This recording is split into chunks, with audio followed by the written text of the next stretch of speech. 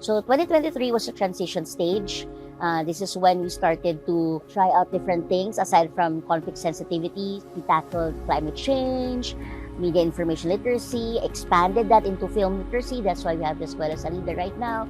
We're also looking into fact-checking, Mindanao history. So we're looking at all different potential program areas already beyond CSJ. We're forming a new core group because we're going to carry out now very wonderful plans for 2024 and really need to solidify the officers and the programs and basically the organization.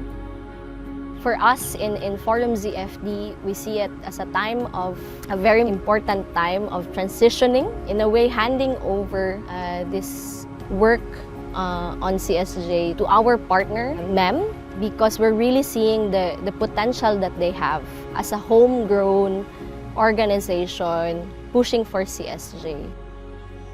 Ironically, when we started, there were no members in conflict areas. We were mostly teachers coming from Davao region. And to be honest, hindi naman tayo talaga exposed sa actual conflict and violence. So that's why we had to contextualize first, what do we mean by conflict and violence?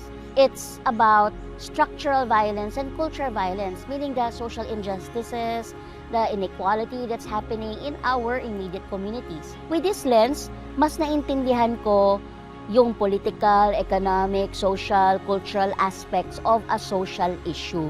Sana nakita ng lahat na ito yung sense of accountability and responsibility na binibigay ni MEM through the conflict-sensitive journalism and communication. Malaki yung impact ng program actually. Kasi yung mga tao natin ngayon, mas nagiging mapagbantay na sila. Yung CSJ nagiging guiding principles na nila to explain certain things, no? Lalo na sa social media.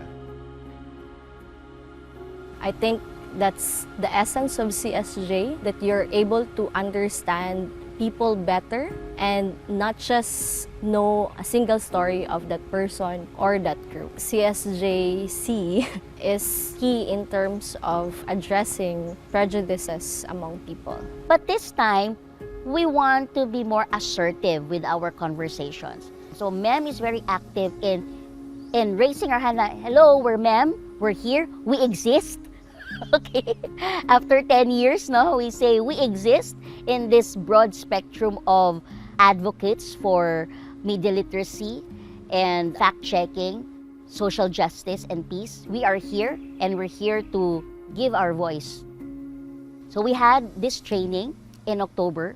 And we're very excited with this new breed of members because they're coming from places wherein we don't have memberships yet before, such as Marawi. Okay? And we're now activating a lot of members in Cagayan de Oro. And then we expect to even expand more. And by the looks of their faces, they're very excited. And then I recall how I was so wide-eyed 10 years ago when I first learned this framework. And for me, as part of MEM, I say that the dynamics that we have, the evolutions that we are undergoing right now is also part of not only professional level but also of personal level. It's a good thing na may MEM kasi this time meron na tayong isang organization na particular sa mga usaping pangkapayapaan dadalhin sa mga issue ng kapayapaan sa Mindanao dadalhin in the national forum, no? And yes, so there's really a huge room for everybody in MEM and a huge room for media education in Mindanao. And I hope that 10 years from now, they'll be sitting here in this chair and be telling that exact same story as I am telling right now.